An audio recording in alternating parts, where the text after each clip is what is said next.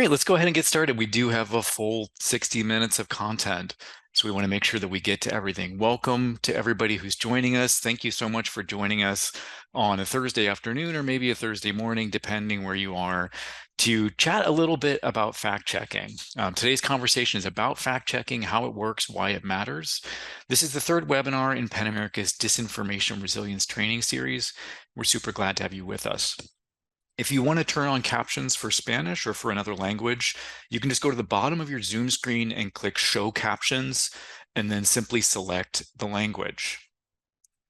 Here are our objectives for today's session. We want you to come away with an understanding of what's involved in fact-checking, so we'll cover the two main types and how they're different. You'll get exposed to concrete steps and broad principles that help to make fact-checking rigorous and trustworthy.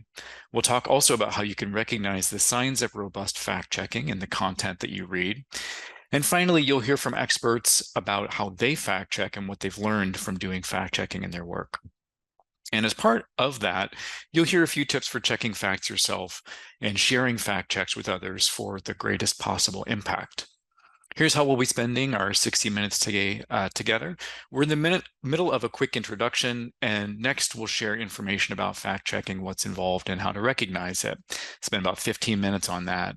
Then we'll spend around 25 minutes or so in conversation with the guest speakers, with prepared questions before we open it up to your audience questions, and then we will briefly wrap up. I'd like to introduce the people you'll be hearing from today. I'm Kurt Sampsel, and I'm Senior Program Manager at PEN America, focused on helping communities cope with the challenges of disinformation. And sometimes that looks like pulling back the curtain on how news and information that we consume is created and packaged. And that's our main focus today. I'm joined by two accomplished guest speakers who will be sharing perspectives and learnings from their work. Wilkine Brutus is the Palm Beach County correspondent, producer, and host at 90.3 WLRN, which is the NPR member station for the Miami region. In addition to doing that, Wilkine is founder of Maps and Diaries, which is a multi-platform media and storytelling company, and he serves as a guest faculty member for the Poynter Institute.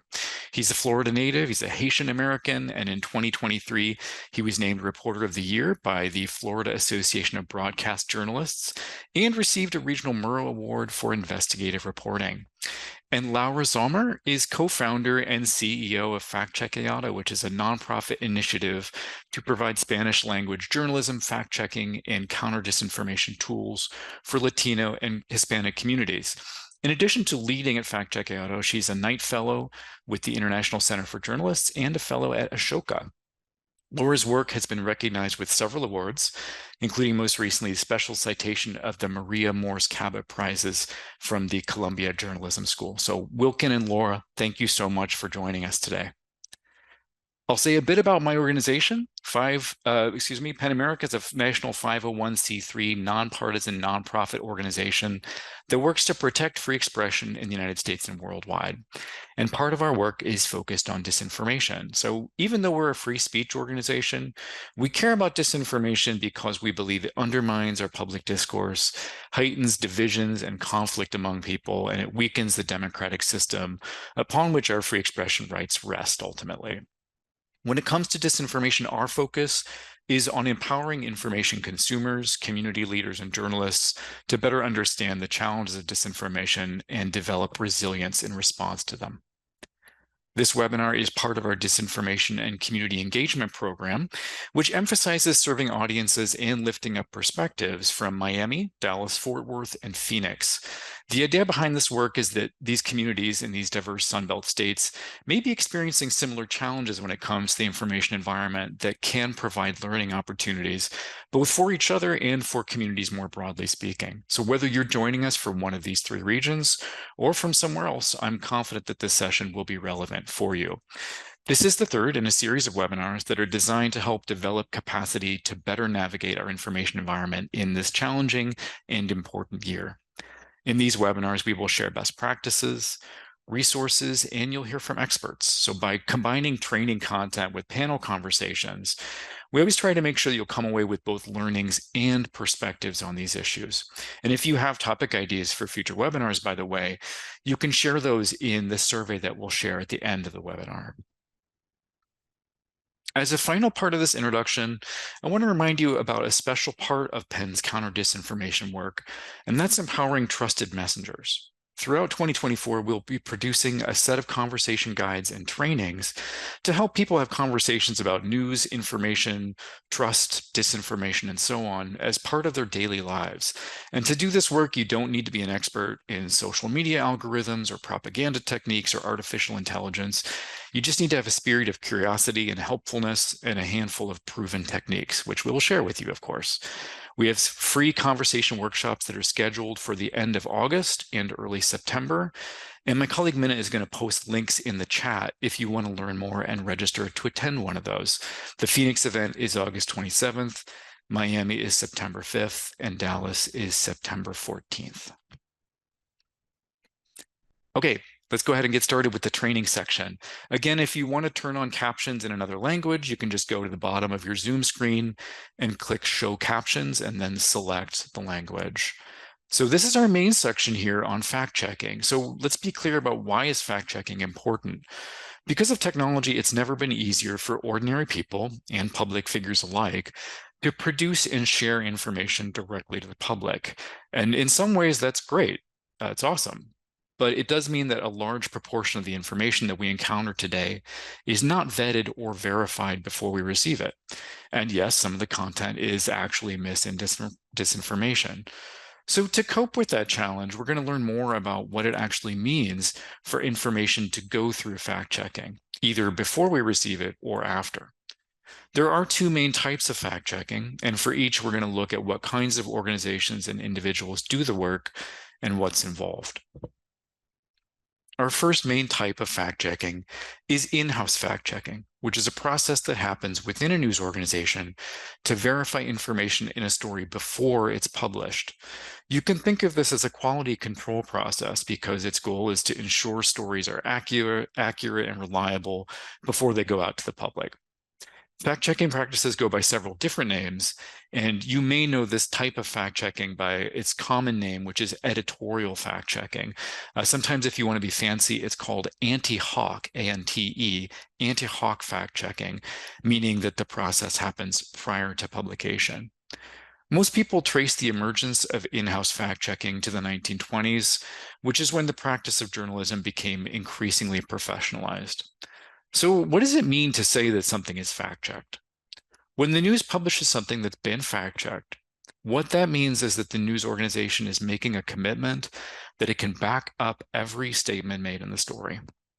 So obviously that's important for readers to be able to trust the information, but it's also really important for the people, the places, the institutions that are named in the story as a way to ensure fairness and integrity, and of course to avoid lawsuits. Fact-checking is not perfect, of course, but it is a very serious commitment. So where can you find in-house fact-checking? Who does it? This kind of fact-checking is done at most professional mainstream news outlets that serve a general audience, including big national organizations like Time Magazine or Consumer Reports, as well as local outlets like the Fort Worth Report in Texas or WLRN, which is where our guest speaker Wilkine works. There's a paradox with in-house fact-checking, which is that although this is the type of fact-checking that touches our lives the most, we're actually usually not aware that we're encountering it or consuming its results, and that's because this type of fact-checking is usually invisible. It's baked into the news stories and information that we consume, and while we of course see the facts, the dates, the quotes, the descriptions, and so on, we don't see the process that confirmed those facts. Let's learn more about this largely invisible process. An important question with in-house fact-checking is who does it or who's involved. Now, just like any organization, there are different roles in news outlets, different positions, different jobs. And some fact-checking is done by several different people. So some is done by the reporter, some is done by the editor or editors, and by a separate fact-checker if one is available. All these people have some degree of responsibility for ensuring accuracy. Now, the gold standard is generally to have the key fact-checking process be separate from the work of reporting and editing. This is helpful because, understandably, reporters and assigning editors often have a vested interest in the story. They care about it. They chose it. They investigated it. And as a result, they may have a little bit of difficulty evaluating it objectively. But a separate fact checker typically won't know the story or the sources in the way that the reporter will, and their job isn't to shape the story like an editor, meaning that they can focus totally on factual accuracy in hopefully an objective way. Now, while having a separate fact checker is the gold standard, it's actually not very common these days due to all the time and the resources required. In fact, having a separate fact checker is sometimes called the magazine model of fact checking because it's more common in magazines, that is, well-resourced outlets and for long-form pieces. In most news organizations and for most stories, reporters are responsible for confirming facts in their own stories, and then editors do another pass at checking facts. And as you might expect, journalists make decisions about how many people to involve and how rigorous to be based on the sensitivity and the complexity of the topic that's being written about. So if it's a story about a new restaurant that a local chef has opened, the fact-checking process might be fairly simple. If it's a piece exposing corruption by a local politician, it will be a lot more rigorous and it will involve more people checking facts. And of course, with especially sensitive topics, sometimes fact-checking or some part of fact-checking is done by lawyers as part of a legal pre-publication review. So in short, different people will play a role in fact-checking, and their approach will be shaped by their position. You're probably starting to get the impression that fact-checking has a lot of variation, and that is true. Journalists and news organizations have widely different standards and processes when it comes to systems approaches, the steps they take, the tools they use, and the degree of rigor when it comes to in-house fact-checking. But these are some of the most common steps that are typically involved in fact-checking, whether it's done by a separate fact-checker, an assignment editor, a copy editor, or a reporter. So I'll use the general term reviewer to describe whoever it is doing fact-checking. While details are confirmed throughout reporting and editing, of course, we're focusing here on the main fact-checking process that happens after a story has been written and generally approved by an assignment editor. For this process, the reporters prepare a copy of the almost finished story, complete with source documents and annotations so that the person who's doing the fact-checking can kind of retrace the footsteps and make those connections, so to speak, so kind of leaving a trail of breadcrumbs. The reviewer then gets familiar with the piece on a general basis and then goes through and identifies every fact that requires verification. And they mark each item with circling, highlighting, or underlining. The list of facts typically includes things you would expect, like dates, spelling, and numbers, but it can also include things like quotes, geography, physical descriptions, and even the actual conclusions that a reporter reaches in their writing. Sometimes they will also determine if a legal review will be needed. Then the reviewer begins the process of cross-referencing each fact that's presented against the stories. This, of course, is the most complicated and the most time-consuming step. So to make it a little bit more manageable, it's really common for reviewers to triage facts based on how critical they are to the story and also how difficult they will be to confirm. So for instance, confirming a date against a primary source, that might take 10 seconds, while contacting the people who appear in the story and verifying information with them could take days. So in general, the reviewer's goal will be to confirm each fact with at least one primary source. So for instance, a person or something like an official government document, or if primary sources aren't available, at least two secondary sources like other newspaper articles or encyclopedia entries. That's a famous rule of thumb for fact checking. Once the reviewer has done a full pass through the facts, which again, that might take one day, it might take 1 month, they document their process for internal record keeping, and they share a marked up version of the story with annotations. And at that point, revisions are implemented before copy editing and then ultimately publication. It's a lot, right? So if this process sounds complex, that's because it is. Here's an example of what a fact checker's working copy of a story can look like. This is from an article in which the nonprofit investigative journalism organization ProPublica pulls back the curtain on its fact-checking work. You can see if you look closely that the fact checker has identified and numbered the facts to be checked, and the numbers are going up into the 60s and 70s, as you can see. And then they've crossed them off as they've checked them. And in some cases, they make little annotations. So one I noticed that's sort of interesting, you can see toward the bottom here, they circled the phrase, the vast majority, and they verified that by adding a percentage to check the validity of that description. So they wrote, I think it's 89.8%, which Sounds like the vast majority, right? So a document like this, just to be clear, isn't normally what the reporter or editor would end up seeing. They would see something a bit neater and a little bit more focused on what final ultimate revisions need to be done.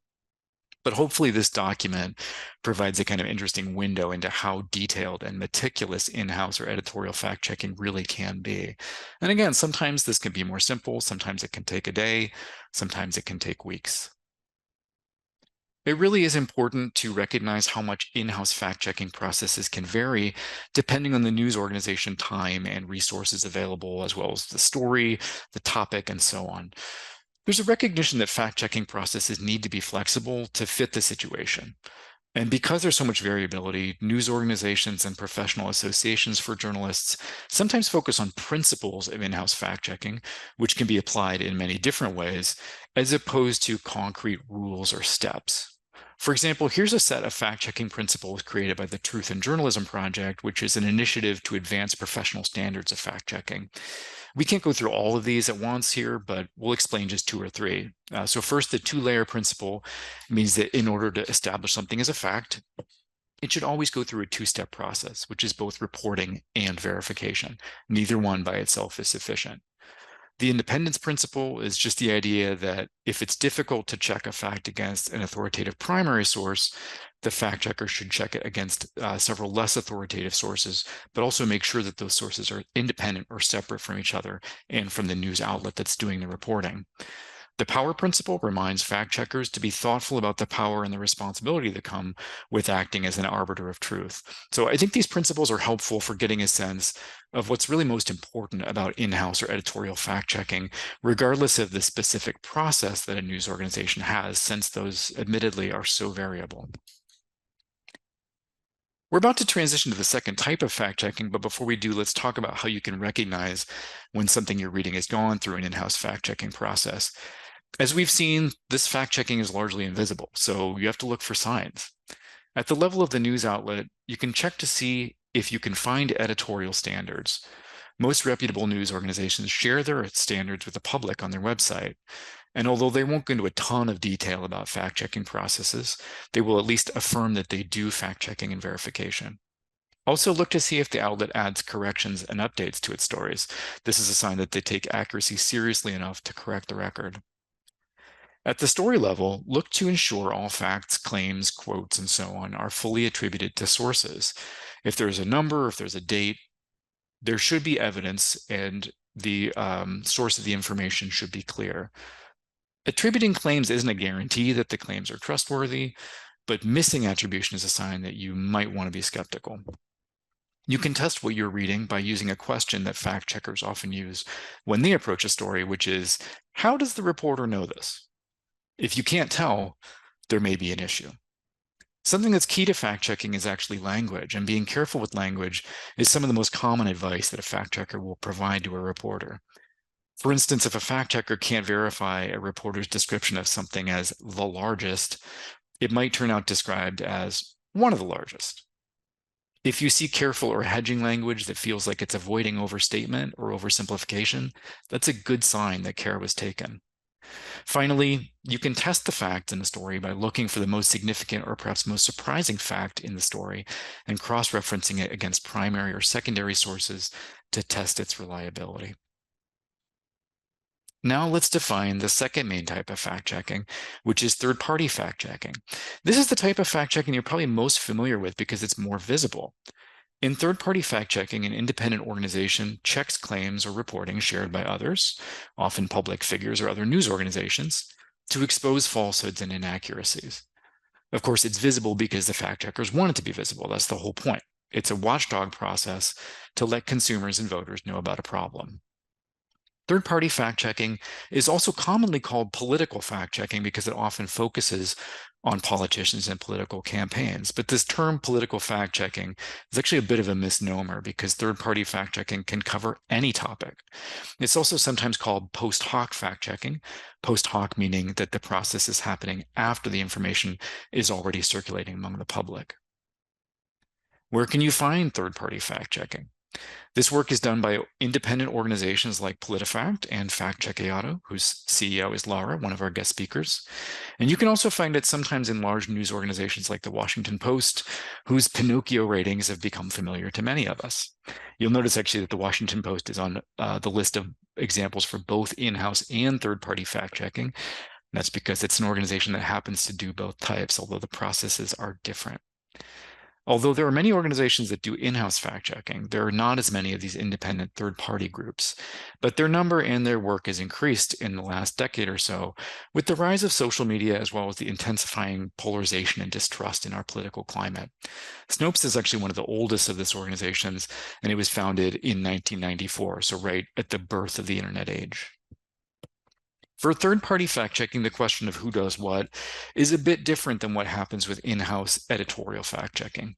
Roles and responsibilities vary across different organizations, but a general theme is that there's a separation between the people who do most of the fact-checking, such as the contacting sources, doing research, and the people who review that work and then make final judgments about the findings. The people doing the fact-checking are sometimes called fact-checkers, but in other organizations, their job titles are reporter or writer. Regardless, the way that the responsibilities are divided is meant to ensure that the claims get checked, rechecked, and adjudicated by a team. So in other words, these are not just the call of a single person. So what's involved in third-party fact-checking? The process is actually a bit more straightforward than with in-house fact-checking, in part because this work is focused on an individual claim instead of a whole story. Because they recognize that their fact checks are likely to face questions, to face pushback, most third-party fact-checking organizations are pretty transparent about their methods, and this overview is actually a digestion of several organizations' descriptions of those methods. So the process begins by selecting a claim or a topic to be investigated.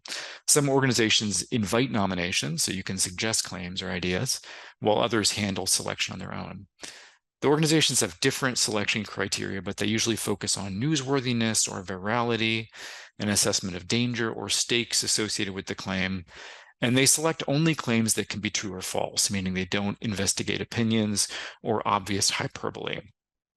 When a claim is selected, most third-party fact-checking organizations start by reaching out to the person or the organization who made the claim to request an explanation or some evidence. If the source of the claim provides a robust source or sources, the fact check might end there because the claim could be confirmed.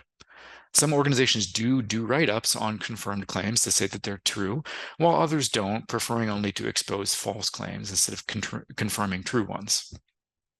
If the person who made the claim does not provide a good source or doesn't respond, a fact checker begins seeking sources to check the claim against, usually starting with primary sources like government websites, academic studies, and independent experts.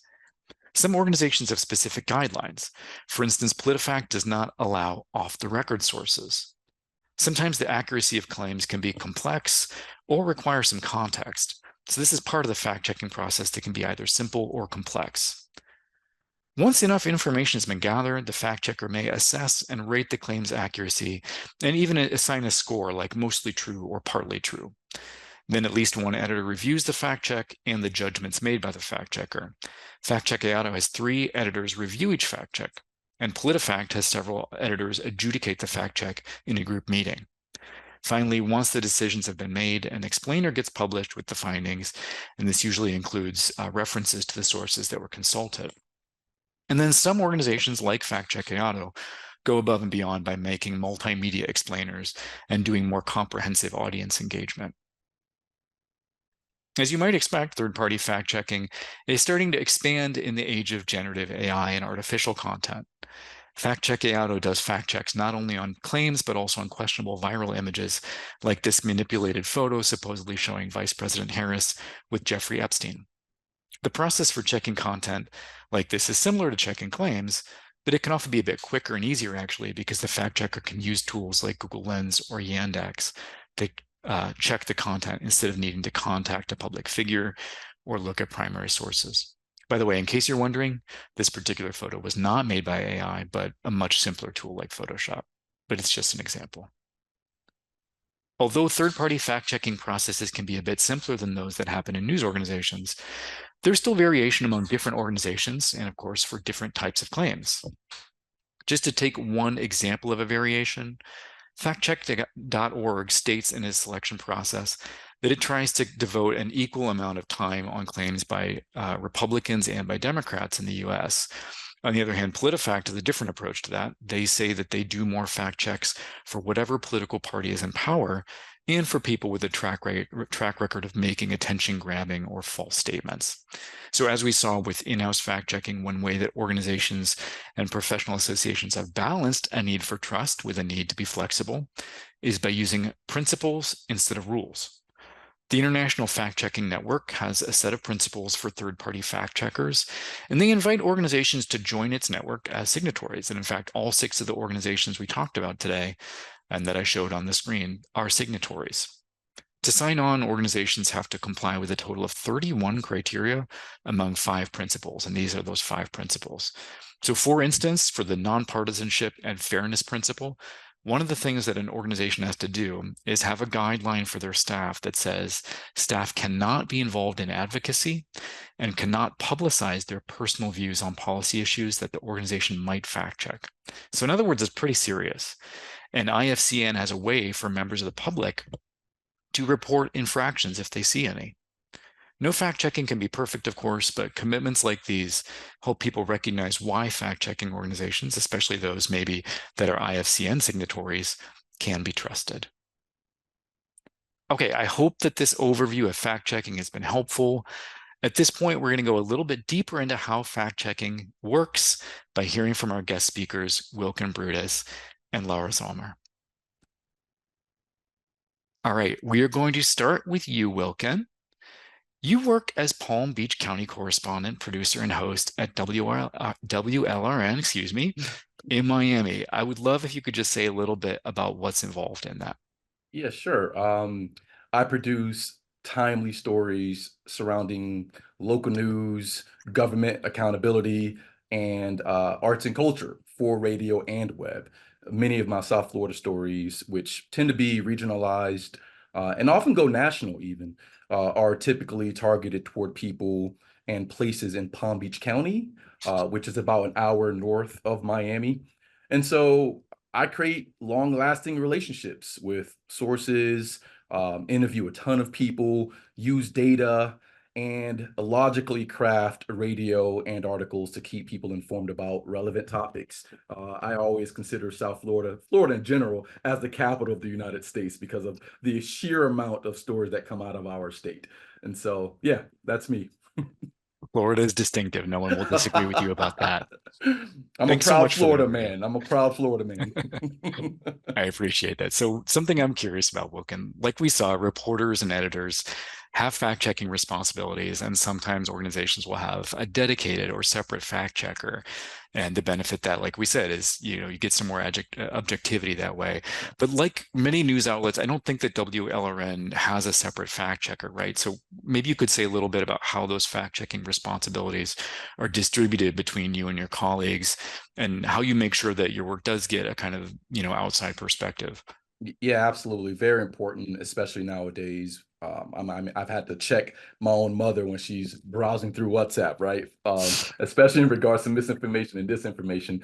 So I want to preface by saying that editors make the world go round. Whether you're editing a novel, whether you're editing a film, it's the same sort of principle in the newsroom. I have an assigned editor for every storytelling format. Nothing goes on air and nothing is published on the web without an assigned editor. And it varies because stories vary. For example, we have editors that only edit long stories, which are features, which can take days, weeks, months, even years. And then we Hmm. have editors who edit daily stories, which are typically turned around the same day in some cases. And if there are any mistakes with us, we go back on air and issue a correction. It's extremely Hmm. important because you want to make sure you're establishing trust, especially during an era where institutions are suffering from mistrust from residents.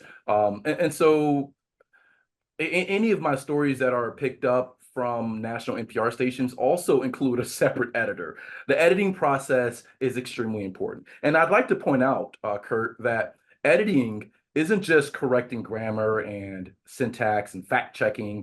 It's also about editing extra context to a story to flesh it out more, or in many cases, simplify a story to make it more accessible to listeners and readers, primarily because you can get into the weeds in a particular story. So editors aren't just fact checking per se, they're also adding extra context to a story that's very necessary.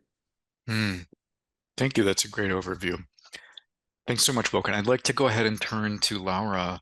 So, Laura, you're the co-founder of Factchequeado, which I understand you co-founded in 2022. I'd love it if you could say a little bit about why you and your co-founder founded Factchequeado and what your goals for it were.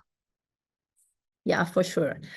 First, thank you for having me, and thank you all of you for showing us and to be interested in our work. The reason why we launched Factchequeado in 2022 with Clara Jimenez Cruz, that is the co-founder of a non-for-profit from Spain, one of the leaders fact-checking organization in Spanish in the world, was because being from outside, I'm from Argentina. I've been leading for more than a decade the first fact-checking organization in the Global South that is called Chequeado. Every 2 years, we were reading in the front newspapers, in the front page of the newspaper in the US, that disinformation targeting Latino communities or disinformation in Spanish was a problem, were a problem. And then our perspective from outside were that the efforts that the media, the system, the communication system, not just the mainstream media, were not necessarily taking into account some of the lessons learned from outside dealing with disinformation in Spanish. And that lessons include that it's not necessary enough to translate from English to Spanish, or it's not necessary enough just to publish on a website and wait to people to come to you. That Latino communities, at least the ones that speak Spanish, as Wilkine mentioned, use WhatsApp much more than the average white American. Also, they use and trust as a primary source on social media much more than other groups. And then what we did the first 2 years as a pilot project, and now already as a 501c3 in the US, is to test if the hypotheses dealing with this problem outside the US in Spanish were useful for the US context. And adding to that, the heart of the project, of the initiative, is collaboration. PEN America and Factchequeado collaborate, and the reason why we do that is because bad actors or disinformers are collaborating all the time. They share tactics, they share techniques, and we need to do the same. We need just to put together all the dispersed efforts against disinformation in Spanish, working in the US, to be more efficient, to have more impact, to be more productive, to really reach the people that need us. And yeah, I think we're going to continue by mainly we launched the project. We said to contribute to fill the gap of reliable information in Spanish in the US and combat more efficiently disinformation in Spanish. Thank you so much. So, like so many stories of organizations and companies getting started, right? You recognize that there was a need, that there was a gap.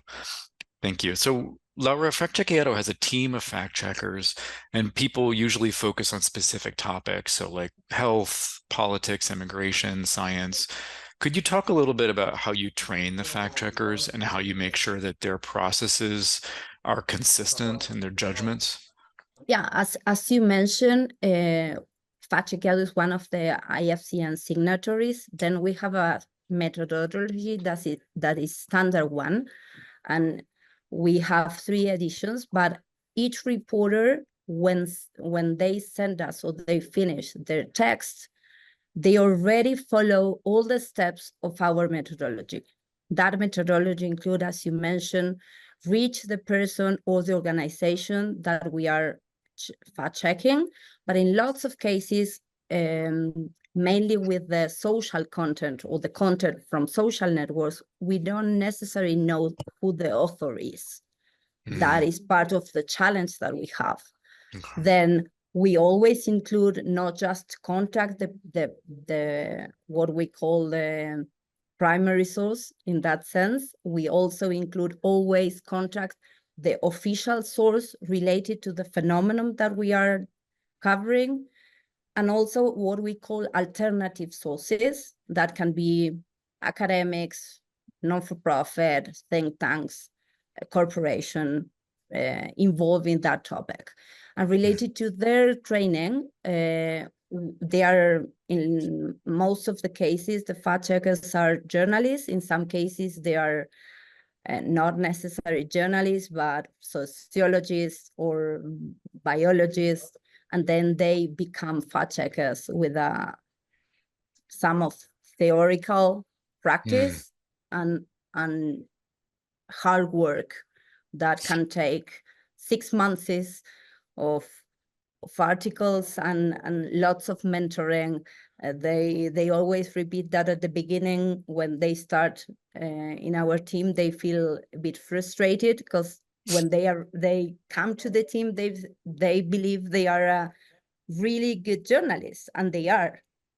But as an organization doing fact checking, we ask them to each paragraph, okay, who can say this? Who said this? Who's your source?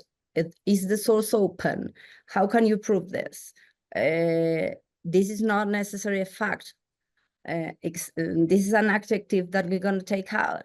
And then there's a really rigorous way and also a format that is not necessarily the format that all the journalists like more, because we avoid some of the riches of the language to be just straightforward to the point, without giving the ones that want to criticize us reasons to do it. At least we try to do that. But as you said, we are human beings, we make mistakes. We probably not necessarily always do exactly what I'm saying. It definitely sounds like you have high standards at Factchequeado, though. Yeah, and it's hard. It's hard as a journalist and a team, because our perspective is always try to think what the people that want to criticize or harass us can say with this piece. Then Right. we are all the time saying the audience and what Wilkine mentioned related to the need of context. We are covering and trying to serve Latino communities that in a lot of cases come from different countries with different health systems or different way of voting, etc. And then we add context. But in lots of cases, we are also thinking about, okay, someone that want to say we are not necessarily non-partisan or we are not necessarily independent or autonomous, can just pick from this piece. Right. Thank you for that overview. Want to transition back to you, Wilkine. We are going to go to audience questions in about 10 minutes or so. So if you want to go ahead and add questions to the Q&A, we will get to those in about 10 minutes or so. So Wilkine, you've described your work as being focused on cross-cultural storytelling. So I hear that phrase, it sounds very exciting, it sounds social, it sounds creative. Whereas fact-checking as a practice sounds a little bit boring and dry, if we're being honest. And so I wonder if you could talk a little bit about how does fact-checking contribute to your storytelling? And what ways does it help you do the work that you're most passionate about? Yeah, and I want to start by saying, giving huge kudos to Laura, because she's from Argentina, my family's from Haiti. Most of us are hyphenated. We have hyphenated identities and we have to deal with multiple cultures. So I love tackling that very topic because there are so many different perspectives, right? I learned so much from my uncles, and so and from my parents and whatnot. And so whenever I'm producing human interest stories, which are profile stories, fact checking is still very important. You fact check things that can be fact checked. You attribute quotes to the specific source. Because it helps you be aware of what's plausible in the story. You want to avoid hyperbole as much as you can, even with a profile piece on a particular community. For example, earlier this year, I produced a human interest story about a little known Hungarian community in a city called Lake Worth Beach. It's about, well, I live in Lake Worth Beach, so it's in Palm Beach County, again, an hour north of Miami. And the owner of their community center said the first generation of Hungarians arrived in the area in 1956, or I'm sorry, after the 1956 failed revolt against the Hungarian government and the Soviet forces. One, I had to research outside data sources like US government records to see if that historical migration actually occurred, if it actually happened. And then two, I interviewed multiple people to cross-reference and see if the story aligns because for cross-cultural stories, the historical context and the anecdotal evidence are what adds color to a person's experience. So even if you're interviewing a particular person and they are describing their immigrant experience and how they came to the United States, it's hard to argue with what they just said, but you can still align dates and actual historical context to their story to flesh it out more and make the profile piece more plausible. Hmm. And so, people may have different perspectives also, but reporters have to watch out for hyperbole and exaggerated claims, and that could be very difficult. But you study historical migration patterns, you match what is in the data to the actual claims made by the individual you're interviewing. And what's also incredible whenever you're fact checking is that you start developing stories within a story. If you only rely on the information that is given to you by the source that you're interviewing, your story might just be too surface level. I had no idea that the 1956 failed revolt of Hungary actually even happened until I interviewed the source. And so journalists themselves are learning in real time. And I think that's the beauty of fact checking, is that Hmm. you start developing stories within a story, and then you can perhaps create a series. Because as Laura knows, you can't create documentaries with each reported story. It's just, you can't fit everything in one particular piece. And so the more you fact check, the more opportunities to really flesh out a story and perhaps even develop a series out of it. Hmm. Thanks for sharing that. That does make sense that even when you're doing profiles, you're doing stories, that the accuracy is still really key to making that work and to accomplishing your goals. Mhm. Yeah, and sorry, adding on that, also because the most important thing today is to have trust. Hmm. And if someone from the audience comment on a profile, on an article, that statement from that person that you interview says something that is not necessarily what I study at university, or what I know based on my own experience, then you probably gonna feel that you are not necessarily doing your work Hmm. as you expect to do it. Then I Right. think also fact checking in the long term is a way of building trust. Laura makes a great point. You can actually do a disservice to the person you just interviewed if you publish an inaccurate quote. And so you're better off not publishing that quote. And that's why follow-up questions are so important in the interview process.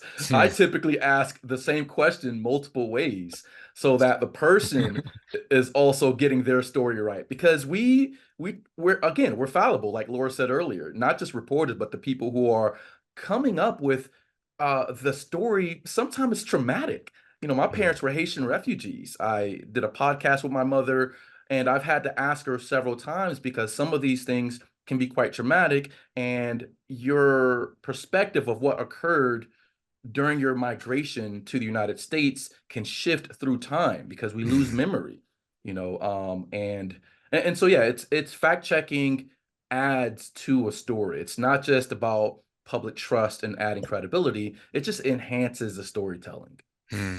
Yeah, thanks for fleshing that out. Human beings are complex. People's emotions are complex. People's emotions change over time. Their sense of things changes over time. That's really helpful. Thank The you. history never changes though. Right. Or the past, Laura, I want to ask another question that's sort of related to the question of trust that you were touching on there earlier. But I do just want to remind folks, we're going to go to audience questions in just a few minutes. So if you have questions, you can go ahead and type them into the chat, and we will get to those fairly promptly.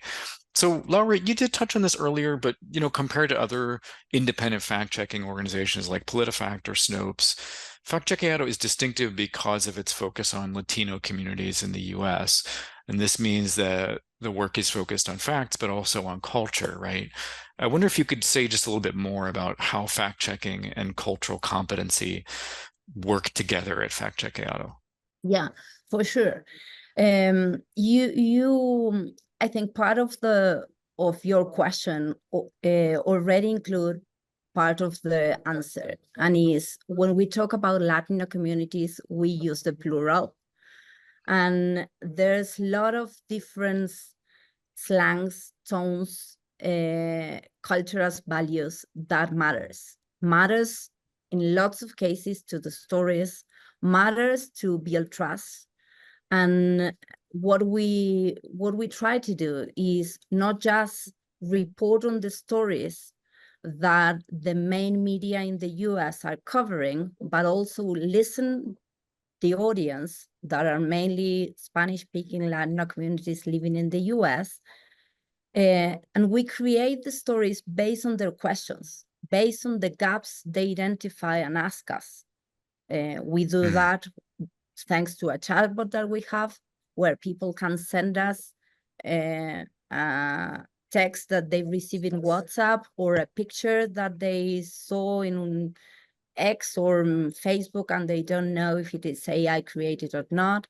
But what matters for us is, okay, if one of the things that the polls show us is that Spanish speakers living in the US are not necessarily feel enough represented in the main media in the US, we present and we try to be there for them to do exactly that. To say, okay, I want to cover what is useful for your life. I want to help you to better understand the facts, to take the better decisions that you want to take.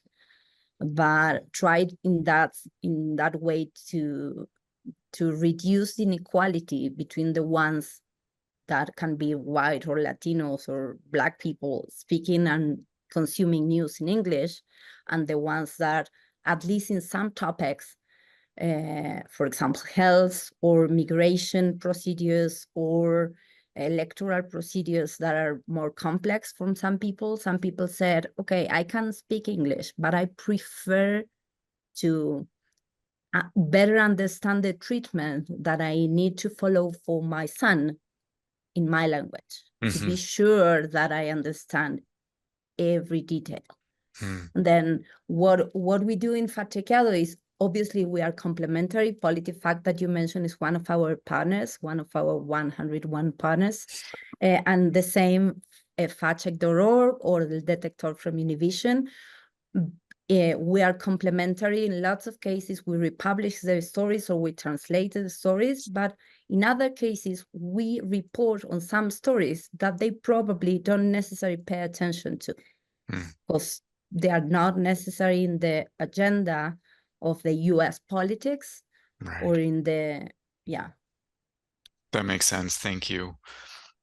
I see some really good questions coming in the Q&A box, and I'm going to get to them. I'm going to throw just one final prepared question to Wilkine, just because I think it's important, and I wonder if it might actually pair with Damaso's question that he raised here. So Wilkine, in the last few years, a number of journalists have found that there can be a higher burden of proof for stories that cover the experiences of marginalized people. And I'd be curious to hear your thoughts about this. For example, you recently did this story about water quality issues in Riviera Beach in Florida, which is a majority Black city. And it was a situation where community members were reporting problems, sharing concerns, but city officials were just kind of stating, the water is safe. So fact-checking best practices would normally have you lean into what the official sources are saying, right? I'm curious about how you would manage a situation like that, and what does it tell us about how flexible we should be with fact-checking? Damaso asks something kind of similar, which is how do you deal with bad faith actors who try to weaponize the fact-checking process? I'm not accusing officials in Riviera Beach of weaponizing, but I understand why that could surface in a situation like that. Yeah, I want to preface by, the burden of proof is it's a very touchy topic, right? Black journalists, Black American journalists have had a higher burden of proof because historically white journalists were often considered the default, neutral, objective, non-biased. But just read a lot of coverage from Jim Crow era, and you'd realize that has never been the case. There is bias. And so as Americans, we've signed a social contract, and that includes making our government accountable. Is the reporting fair and reasonable? That's my only objective as a Black journalist. I'm thankful to be in my WLRN newsroom because my editors don't question my approach to stories of people who look like me, especially someone of my caliber who've done stories on a number of different communities. You won't see bias in my reporting because I try to humanize every single individual that I encounter. And while you may find cultural and historical through lines in the Black community, the multi-ethnic Black community, Black people are not a monolith. And so even Black reporters on the ground have to be careful. The social and political realities of Black Muslims in Philadelphia is very different from the social and political realities of Haitian Americans in Miami. It'll be different from Black folks in Riviera Beach here in Palm Beach County. It's different from Black folks in Atlanta. Again, you may have cultural similarities, but the social and political differences can be astoundingly different. And so cultural competence is just as important as basic reporting. You seek to benefit more when you have a Spanish-speaking reporter on the ground in Argentina or in Colombia or in highly dense areas with Cubans in Miami. You seek to benefit when you have someone who has that cultural competence because you can pair genuine sentiments from a community with historical analysis. And so I'm often looking for what journalist Wesley Lowery refers to as moral clarity. Because like I said earlier, we all signed a social contract to adhere to the US Constitution. Well, there's also a moral clarity that we are all trying to make sure that we are also adhering to. And as a Black journalist who have covered the George Floyd protest, I was on the ground. I looked like some of the kids who were protesting with my dreadlocks, my dark skin. That was not going to impact my reporting. What is the data? What is the sentiments on the ground? Are the quotes reasonable? Do they fit a reality that we can all imagine? And are we doing a good job as a journalism industry to make sure that we are not regurgitating the same stereotypes of Black folks in this country? These are the things that I live by as a journalist. Thanks for sharing that. I wonder if you've ever had that experience of someone trying to weaponize the fact-checking process or use your process against you in any way. I remember Laura saying that whenever you're producing a story, you want to make sure you're writing in a way that will address any concerns that people may have. And that's how I approach most of my stories. If, for example, if I'm interviewing a diehard Trump supporter, which I have, especially after Mar-a-Lago got raided by the feds. I was on the ground interviewing Trump supporters. I've interviewed DeSantis supporters, and you get the sense of I typically approach them and say, hey, I'm non-party, no party affiliated. I want to make sure to make them as comfortable as possible so that if they see me, they won't assume fake news or I'm a member of the media and I'm coming with my own personal biases. I always make my sources very comfortable whenever I approach them. And so it establishes a sense of rapport. It establishes a sense of credibility on my part, and the community seeks to benefit from that. And so, rarely has that ever happened to me where someone has used fact checking as a way to weaponize against stories that I've produced. And I've been very lucky in that regard. But I've also been extremely careful, and I've also had solid editors on my team to help me flesh out stories, especially drafts. We all know that if you're developing a draft, it's not always clean the first time around. And so you take your time with some of these very sensitive topics. You verify your facts and your claims, and you inform your public the best way you can. Thank you. Thanks for that overview. I want to share a question that Tim has raised with Laura, which is just kind of about the ultimate effectiveness of fact checking. Tim raises a question that I think is very reasonable, which is, some people, some audience members, some members of the public may not be that interested in fact checks or in the idea of corrections. People often talk about this idea of preaching to the choir. Something that I'm curious about, Laura, is I'm sure you've heard this from many people over the years. What do you think are ways that people can use third-party fact checkers like Factchequeado in ways that might have the most impact for people who would be a little bit more resistant or who might be not as interested in seeing a fact check? Yeah, I think, thank you, Tim. And there's a lot of questions, super interesting. I would love to answer all of them after, if we don't have time during the webinar. If someone can take them and then send it to me, I promise to do it. Yes. In related to this one is, we always has been really careful in terms of this direct approach, saying, and I repeat that I'm coming from Argentina and now dealing with elections in the US. And a lot of people said, okay, fact checking is not working because leaders that are saying a lot of false statement to the public are the ones that are the most popular or the ones that people vote. And the first things that we need to say is the reason why people vote to other people are not necessarily related to facts. And then we can ask fact checking to define an election in the same way that you can ask the investigative journalist, for example, to be sure that all the corrupts around the world have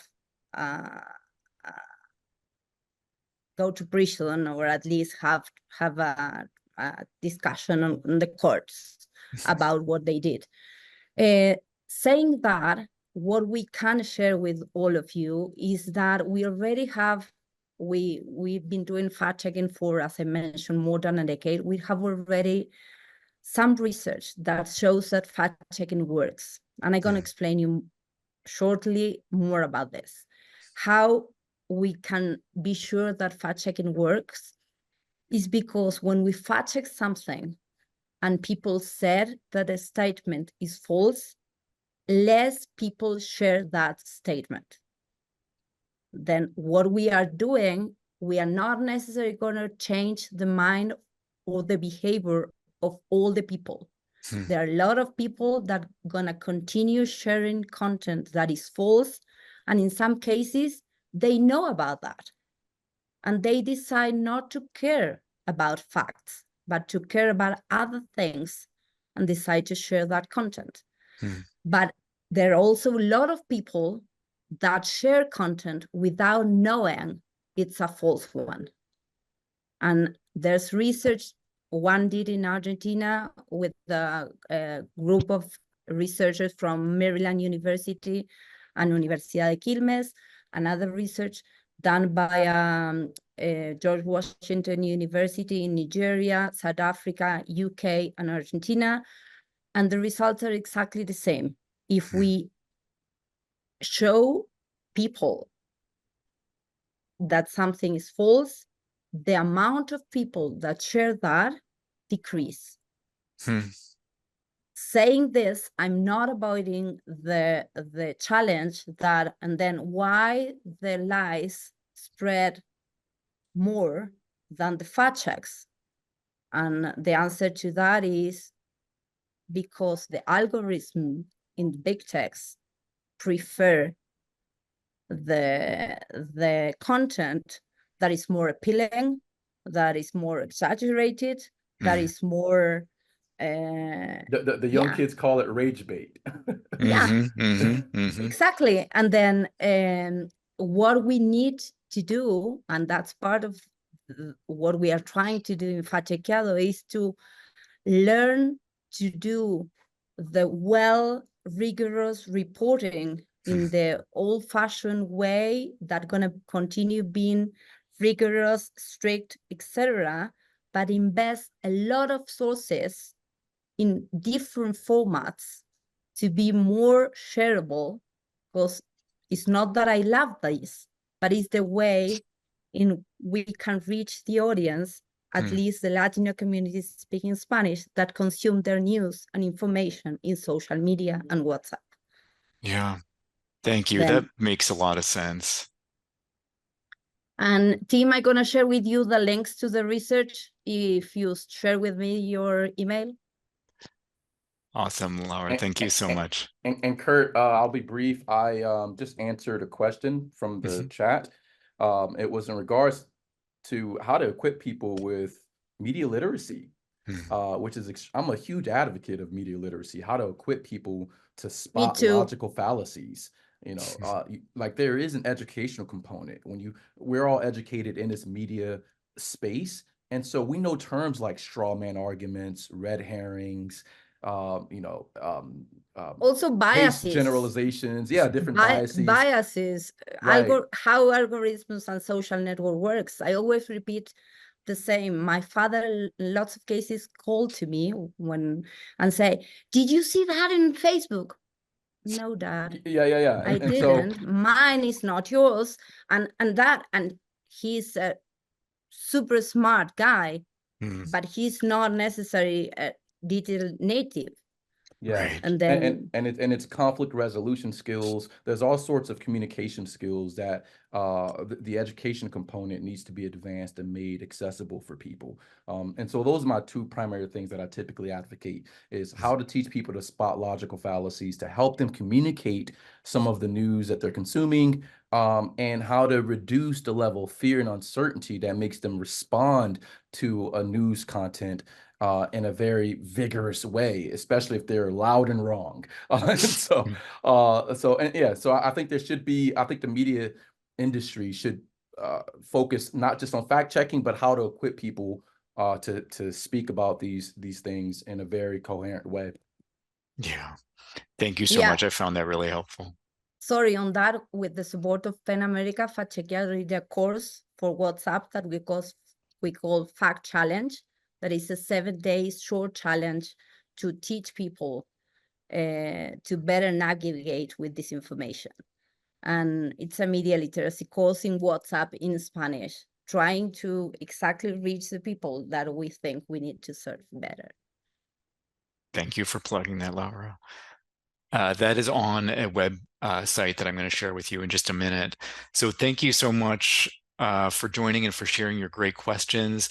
My colleague Minna is going to share a brief survey with you in the chat. If you could, I'd really appreciate if you could take a minute just to click the link and make sure that that link works.